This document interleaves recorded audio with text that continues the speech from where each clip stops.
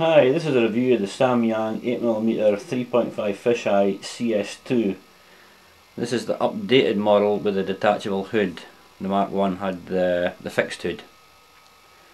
In the box you get the lens, rear cap, front cap and the detachable hood along with a soft carry pouch. The hood comes off nice, it fixes on quite tightly, which is good if you're carrying it, it won't fall off, it clicks into place.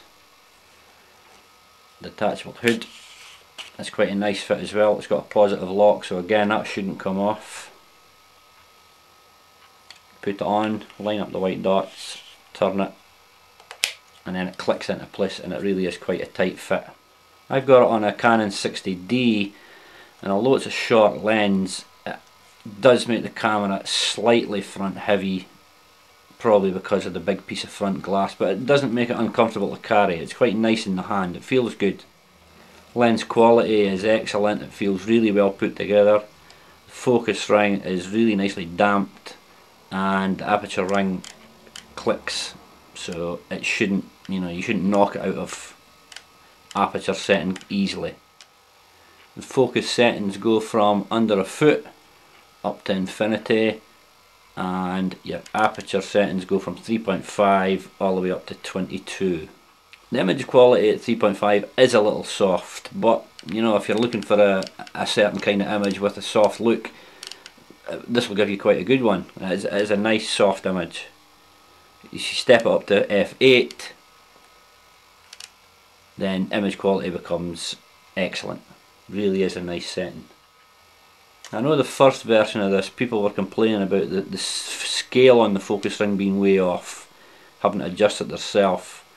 I did test this on a tripod at set intervals from less than a foot up to infinity, and the markings on the lens were pretty well spot on. So Samyang have obviously taken note of people's complaints and they've got this one fixed.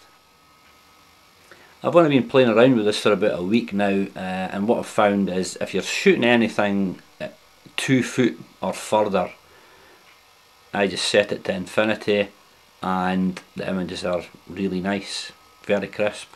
If you're shooting below 2 feet, then yeah, use your scale, because it does make a difference.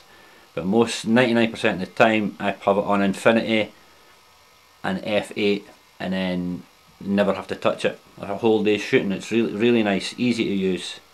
Don't let the manual thing scare you. I'd say this is a simple thing to use.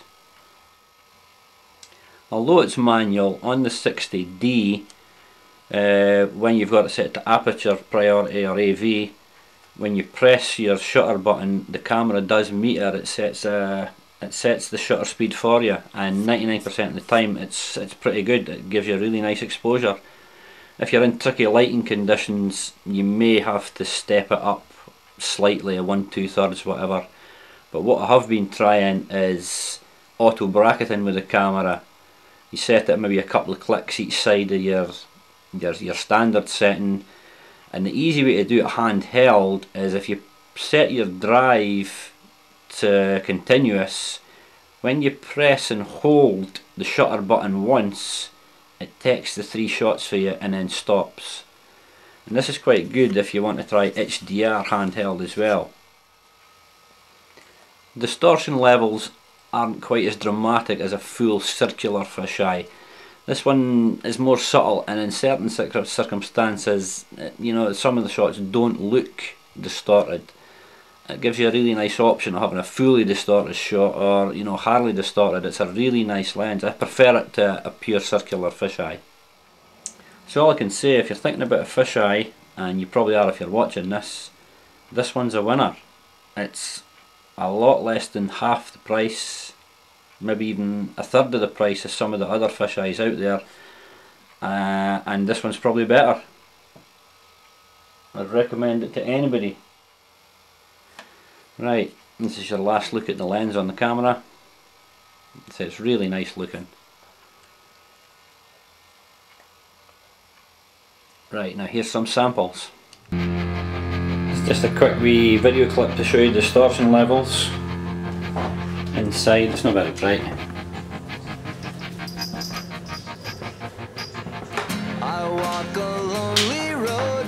That's a nice image.